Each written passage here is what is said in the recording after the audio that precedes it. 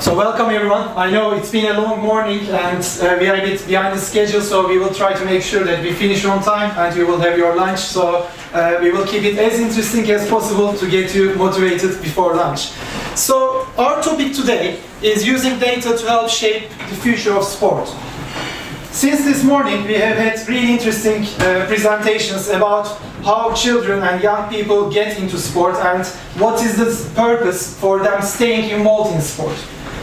As 4Global, we are an international sports business working in this industry for the last 15 years and providing expert advice and data solutions to all sorts of stakeholders working in sports. And what we thought about today is focusing on 4 of the main problems that anyone working in sports is facing. And all these 4 issues are actually linked to one fact, which is the world of sport is changing. And as organizations, as people working in this industry, are we ready for this change? What does it really mean that the world of sport is changing?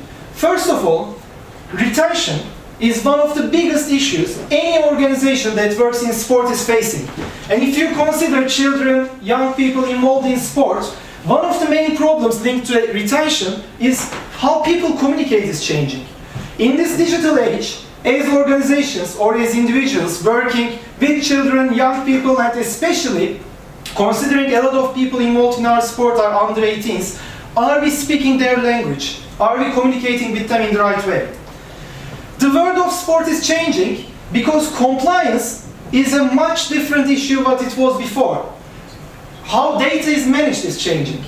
The new GDPR is coming, everyone is scared about it. Are we keeping the data right? So compliance is the second problem that our industry is facing at this moment. Funding, how sport is funded is changing. Lots of funding cuts for national governing bodies, CSVs or any other organization working in sport. So what's expected is, as organizations working in this sector, how can we become self-sufficient? How can we generate more funding, not just from sports funding bodies, but from our funding bodies like health or being self-sufficient to generating income on our own. And finally, how we evidence impact is changing. Not just we have a new sporting strategy that highlights the 5 outcomes, but everything today regarding funding or anything else you want to show, you need to prove that you create a change. So evidencing impact is the 4th area.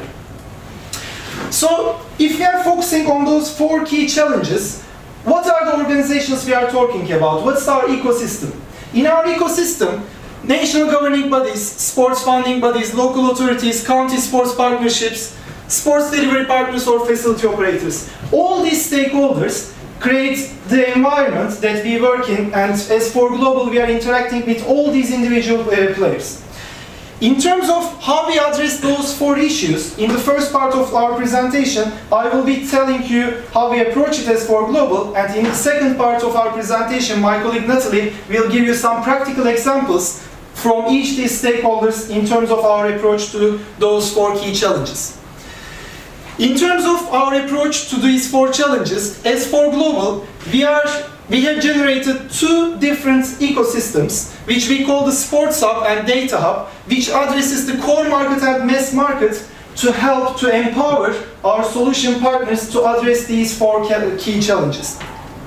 In terms of Sports Hub is a membership management system that is provided to national governing bodies and help them to collect better data in a compliant way, in a GDPR compliant way, from all the people that are involved in their sport.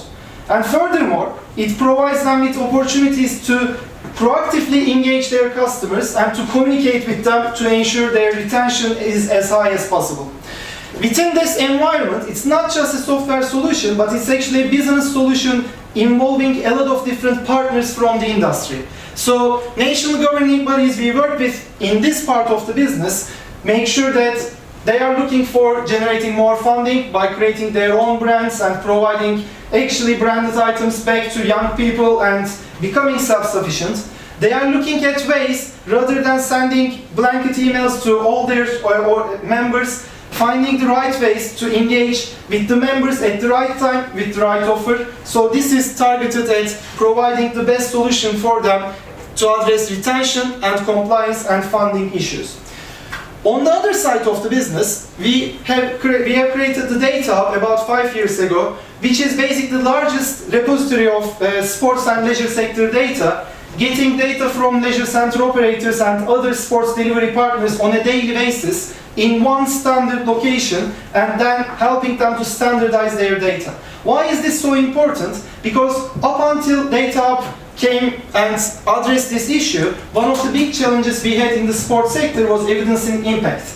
Because all organizations were doing a lot of things, collecting a lot of data, but when it comes to generating meaningful solutions from your data, meaningful information, that was one of the biggest challenges in our sector. And if you look at some of the numbers below, in this 5-year journey, now we have over 1,600 leisure centers, sports venues or sports programs from the community, sending data into Data Hub, standardizing their information and providing evidence in terms of financial, social or other impact they create within the sector.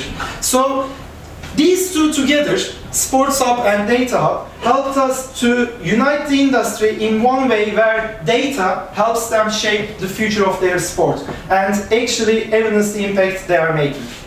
Now in the second part of our presentation, Natalie will tell you how we address those 4 issues for our specific partners and give you some practical examples of that.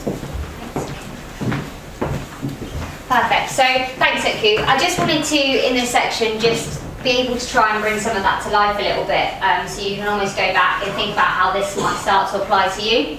So we're starting with retention. So who? It's understanding the customer. So some of our work's been in the national governing body space recently. I've been working with, for example, Badminton England and England Squash to actually help them to better plan and better market to individuals. So our kind of audit of how they were currently delivering told us that they were just sending out emails sporadically to kind of everybody, and everyone was getting the same offer. Now, through our work of understanding who the profile of the person, and understanding actually what they want to get out of activity, and knowing where they are, what time they're playing, and how often, and also understanding a bit about the mosaic data of that person, so what kind of barriers they might kind of have as an individual, we're able to work with the sport to actually tailor specific offers to those individuals at specific times. So we're able to be quite specific around those offers. So for example, if cost was a barrier, we were able to specifically target a low-cost offer to that individual at a specific point in their time. For example, if they hadn't played for the previous 3 months' time, they could get a trigger, and then it could obviously lead to a change in their behaviour. Now, not only can we put this message in front of the right person at the right time, we can actually track whether that message then made a difference to that person in terms of changing their behaviour, which is quite powerful. We can go back into the Data Hub and look at, did that person then actually take up that activity as a result? So that kind of whole feedback loop is quite powerful, and it starts to really help the NGBs shape that offer for the future to know what's working and what's not.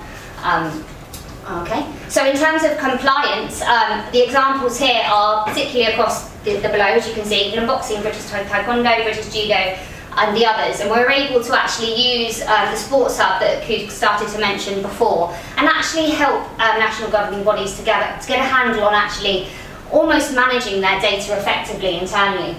We know NGBs kind of have a lot of kind of sensitive data within their own organisations on children and young people, and we've now got systems and procedures that we can then put in place with that national governing body to help them actually manage that data effectively. Not only this, we can actually help them map that whole journey of an individual from when they enter that sport, you know, for the whole of their lives, as in, you know, how they stay and how they move, you know, within different areas of that sport. But also we can then use membership management tools and marketing intelligence tools to actually then target those individuals with specific offers and then work with the NGB to kind of help them almost move on in that journey too. So in terms of funding, we've got 2 specific examples to give you here. The first one is street games. So we've actually started moving forward in terms of the Data Hub and trying to actually bring in community data to start to actually represent the whole picture of what's going on in terms of sport and physical activity. So street games have been the first kind of key partner nationally we've started working with to bring in that data set. And we've been able to actually provide them with information back on benchmarking, so looking at specifically how they can see whether one project's performing better than the other. It's particularly interesting for them in terms of the risk of inactivity and which areas are actually engaging high-risk participants. And then I guess the feedback loop of why we're doing this is so that they can be kind of almost more effective in their ongoing delivery and then be more successful in that kind of retention piece and drawing in funding. The second example is some work we've been doing with Fit for Sport. Again, a really similar principle here, but it's more that commercial sustainability piece. So it's helping them to be more fit for function and more effective in their delivery. So it's helping them look at identifying where they can deliver the most impact. So who is the typical profile of who they engage in sport, and how can they then target those individuals specifically through putting their offer in the right place at the right time. So again, it's helping that kind of sustainability model to ensure that actually all their work is driven in the right direction to get the maximum results. And then the last one is evidence. So in terms of evidence, we're using our County Sports Partnership Programme as a bit of an example here. So as you can see, a local partner engaged with Active Sussex on this programme is Crawley Town Football Foundation. And one of the key benefits they've been able to actually justify through this work is actually we've allowed them to better understand the social value and savings made to the public purse following their work last season, totalling £383,000 in terms of social value. So that's the key evidence piece that the County Sports Partnership is able to kind of offer back to that local partner through this programme.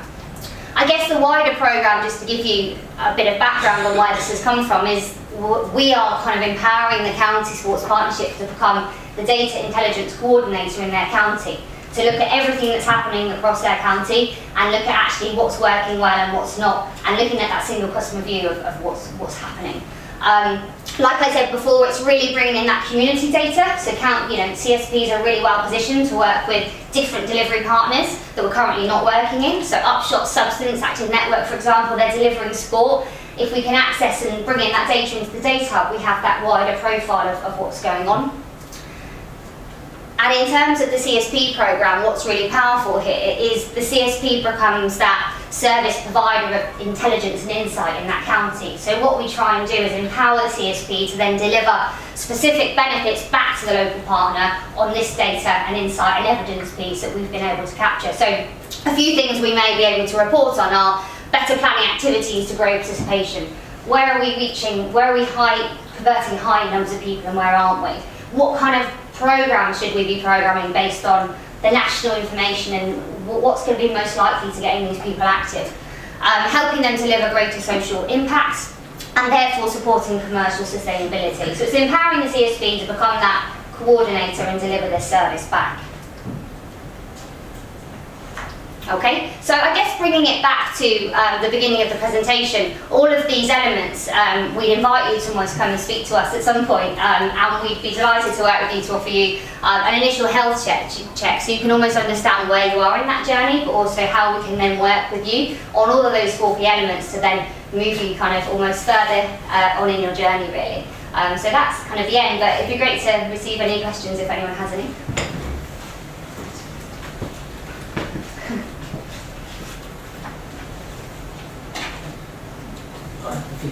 Yeah, Mine was a very quick question. On the slide, you had a little person with some metrics going out from them. Can you just go back to that because I missed a couple of them? Which one was it? And I may ask some questions if I can see it. This one? Yeah, perfect, thank you. And then you can ask your question.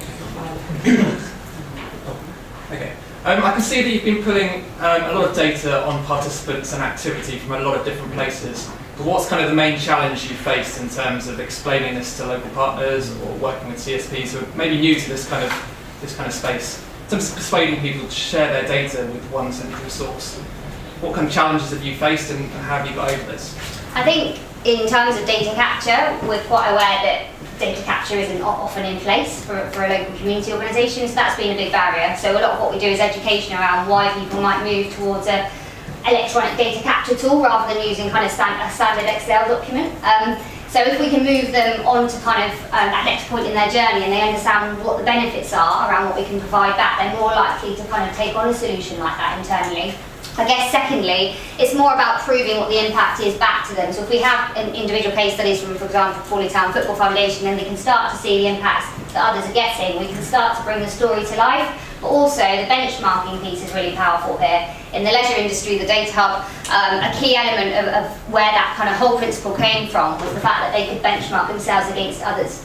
And I think it's really similar in the community sector. A local partner will come on board because they want to compare themselves and share practice between others and how others are doing, and see kind of their position, and almost it will help them with that competitive spirit to help them then grow and become better, really.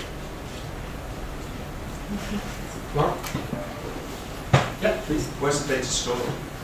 One for you, okay. All data is still initially sitting with the provider. So if they are using any of these leisure management systems, it's primarily stored there. Then what we are doing is we sign a legal agreement, which is our GDPR compliant in terms of the agreement itself, to get the data into the data hub. Then there are secure ways of transferring this data into the data hub and keeping it in there. And the legal agreements provide all the background in terms of how that data can be used, who can access that data. But in theory, in the whole data, the main concept is no one other than the organization itself can access the sensitive data or the personal data. Anything that comes into the data and provided in the wider scale is aggregated benchmark data. So in that case, the data is transferred based on the legal agreements, stored in the way that it is structured in that agreement, and then provided through the permission of that data owner. And where's the server? Sorry? All UK based. So no data leaves the EA region, not actually even the UK. So basically everything is stored in the UK.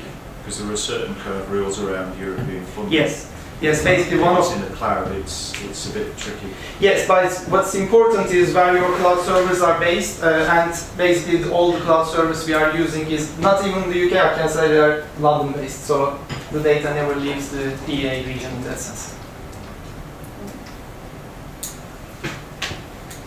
Any other questions from the back? Okay. Well, thank you very much for listening, and we won't keep you long from your lunch. So if you have any other questions or want to discuss individually, we will be here for the next 10 minutes as well, and for the afternoon. So happy to talk to you individually. Thank you.